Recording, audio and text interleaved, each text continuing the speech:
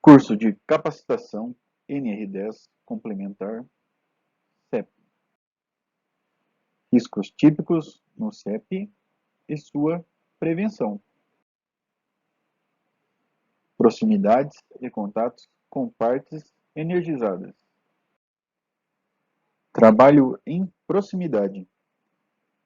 Trabalho durante o qual o trabalhador pode entrar na zona controlada, ainda que seja com uma parte de seu corpo ou com extensões condutoras, representadas por materiais, ferramentas ou equipamentos que manipule.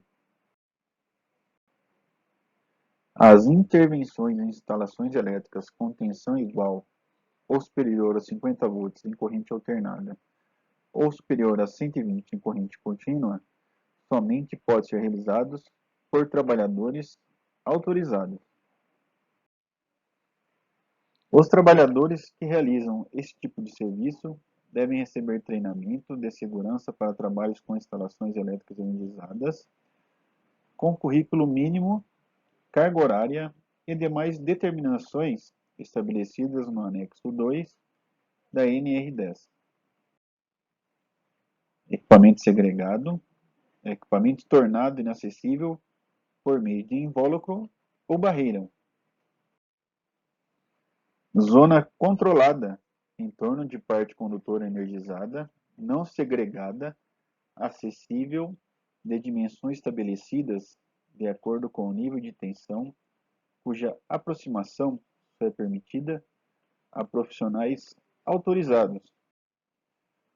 Os trabalhos que exigem o ingresso na zona controlada com a rede energizada só podem ser realizados mediante procedimentos específicos, respeitando as distâncias previstas no anexo 1 da NR10. Aqui, tabela para a faixa de tensões usuais, de zona de risco e zona controlada. Indução, no caso de bandejas, leitos, prateleiras e suportes horizontais, não se recomenda o uso de materiais magnéticos quando esses estiverem sujeitos à indução significativa de corrente. Para a redução dos efeitos da indução de sobretensões e interferências eletromagnéticas, são apresentadas as seguintes medidas: separação adequada por distanciamento ou blindagem entre as linhas de energia e as linhas de sinal, bem como seu cruzamento em ângulo reto. Utilização de cabos blindados para o tráfego de sinais. Descarga atmosférica. É um fenômeno da natureza absolutamente imprevisível e aleatório, tanto em relação às suas características elétricas, intensidade de corrente, tempo de duração, etc., como em relação aos efeitos destruidores decorrentes de sua incidência sobre as edificações. É uma descarga de origem atmosférica entre nuvem a terra ou entre nuvens, consistindo em um ou mais impulsos de centenas de quiloamperes. Proteção às redes de distribuição. As descargas atmosféricas causam sérias perturbações nas redes aéreas de transmissão e distribuição de energia elétrica, além de provocarem danos materiais nas construções atingidas por elas, sem contar os riscos de vida a que pessoas e animais ficam submetidos.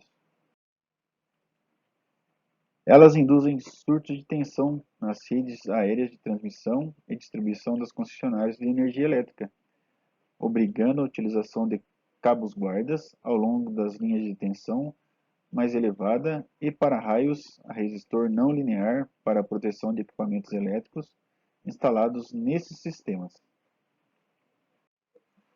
Proteção às edificações. Quando as descargas elétricas atmosféricas entram em contato direto com quaisquer tipo de construção, tais como edificações, tanques metálicos de líquidos isolados da terra, partes estruturais ou não de subestações, são registrados grandes danos materiais que poderiam ser evitados caso essas construções estivessem protegidas adequadamente por sistema de proteção contra descargas atmosféricas. O que é um para-raios?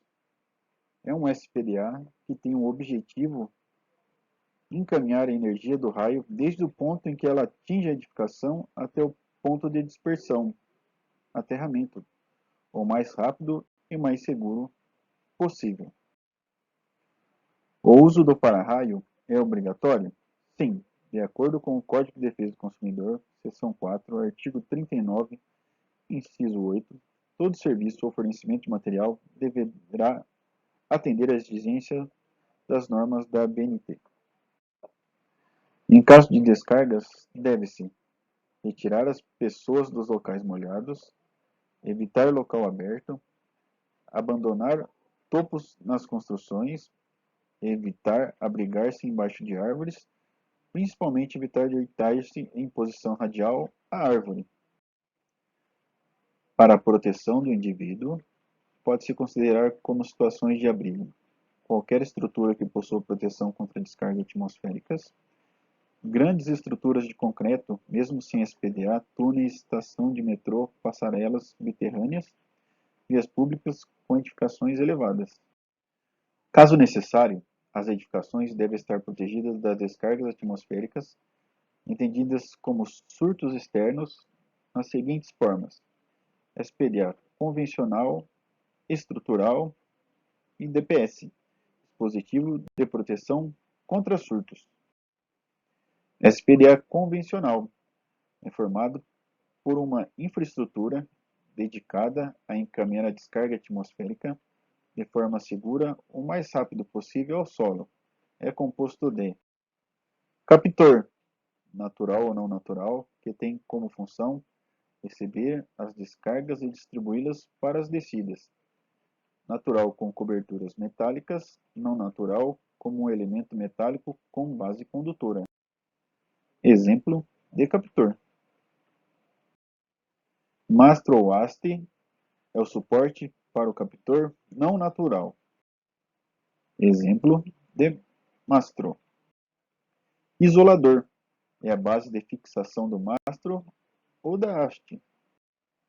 Exemplo de isolador.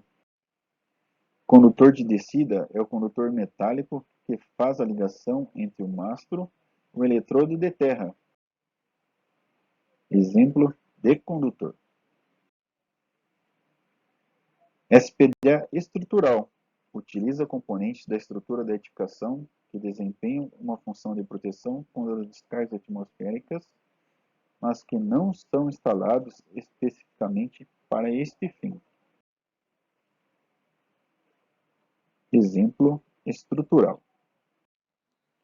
SPDA estrutural, instalação conforme NBR 5419 de 2015. DPS, dispositivo de proteção contra surtos, para atuar contra sobretensões provocadas por descarga atmosférica direta sobre a edificação ou em suas proximidades, os DPS devem ser instalados no ponto de entrada da edificação. Proteção contra sobretensões. Casos em que deve ser provida proteção contra sobretensões. A.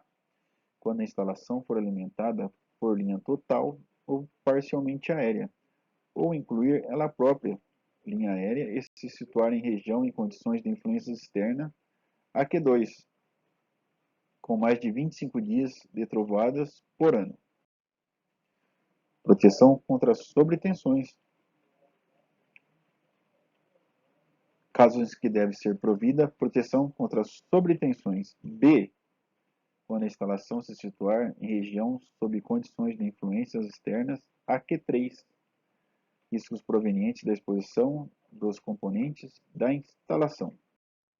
Uso dos DPS. A disposição dos DPS devem respeitar os seguintes critérios. A. Quando o objetivo for a proteção contra sobretensões de origem atmosférica transmitidas pela linha externa de alimentação, bem como a proteção contra sobretensões de manobra, os DPS devem ser instalados junto ao ponto de entrada da linha da edificação ou no quadro de distribuição principal, localizados o mais perto possível do ponto de entrada. Ou B. quando o objetivo for a proteção contra sobretensões provocadas por descargas atmosféricas diretas sobre a edificação ou em suas proximidades. Os DPS devem ser instalados no ponto de entrada da linha da edificação. DPS, dispositivos de proteção de surto para a linha de sinais. Toda a linha externa de sinal, seja de telefonia, de comunicação de dados, de vídeo ou qualquer outro sinal eletrônico, deve ser provida de proteção contra surtos nos pontos de entrada e ou saída da edificação. Também é importante a proteção contra surtos ao longo da instalação interna e junto aos equipamentos mais sensíveis. No caso de linhas de sinal, quando a conexão da blindagem ou capa metálica à equipotencialização puder suscitar ruído ou corrosão eletrolítica, a conexão do DPS do tipo curto-circuitante deve se restringir a uma das extremidades da linha de sinal. Pontos a destacar: deve ter separação adequada por distanciamento ou blindagem das linhas de energia e de sinal em relação aos condutores de descida do sistema de proteção contra descargas atmosféricas. Toda edificação deve dispor de uma infraestrutura de aterramento, denominada de eletrodo de aterramento, das diversas opções admitidas, preferencialmente uso das próprias armaduras do concreto das edificações. Descargas atmosféricas. O acesso à terra e a utilização adequada das armaduras metálicas das fundações como eletrodo de aterramento podem não ser possíveis após o início dos trabalhos de construção. A natureza e a resistividade do solo devem ser consideradas no estágio inicial do projeto. Este parâmetro pode ser útil para dimensionar o subsistema de aterramento, que pode influenciar certos detalhes do projeto civil das fundações. Durante a elaboração de projeto de construção, visando evitar trabalhos desnecessários, é primordial que haja entendimentos regulares entre os projetistas do SPDA, os arquitetos e os construtores da estrutura. Periodicidade das inspeções do SPDA. Inspeção visual deve ser realizada anualmente.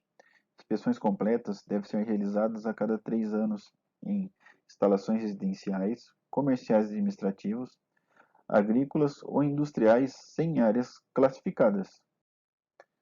Inspeções completas devem ser realizadas a cada 3 anos em instalações com grandes concentrações públicas, hospitais, escolas, teatros, cinemas, estádios de esportes, centros comerciais e pavilhões, indústrias contendo áreas com risco de explosão e depósitos de material inflamável.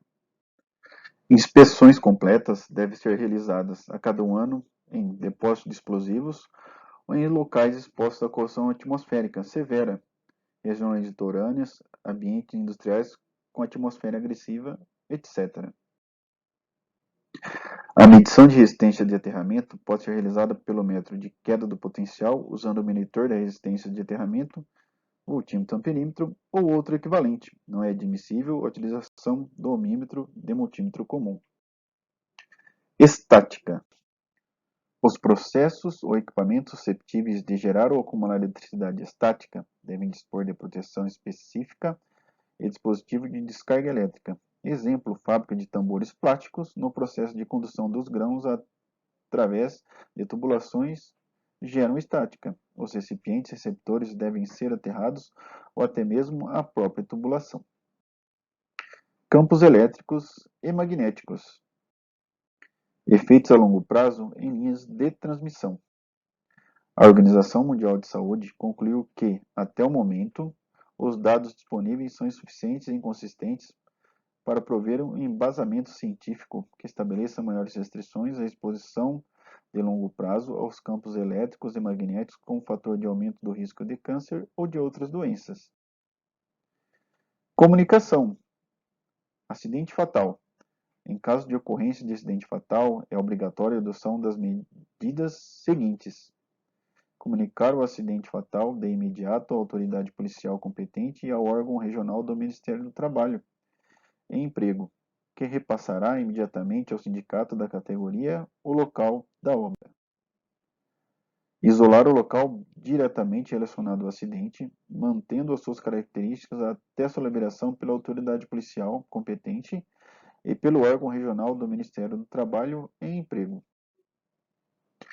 A liberação do local poderá ser concedida após investigação pelo órgão regional competente do Ministério do Trabalho e Emprego, que ocorrerá no prazo máximo de 72 horas, contando a partir do protocolo de recebimento da comunicação escrita ao referido órgão, podendo após esse prazo serem suspensas as medidas referidas da linha B do subitem 18.31.1. Identificação. Os equipamentos e dispositivos desativados devem ser sinalizados com identificação da condição de desativação, conforme procedimento de trabalho específico padronizado.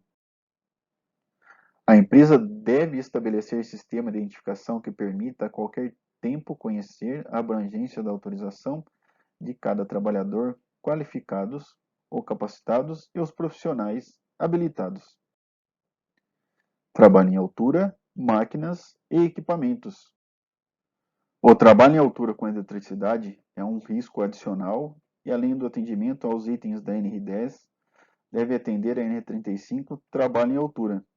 Atenção aos equipamentos de proteção individuais que devem ser adequados aos dois riscos. Exemplo é o cinto de segurança paraquedista, item que neste caso é de material isolante. O trabalho com máquinas e equipamentos deve atender também a NR12, em seu item 12.3, instalações e dispositivos elétricos.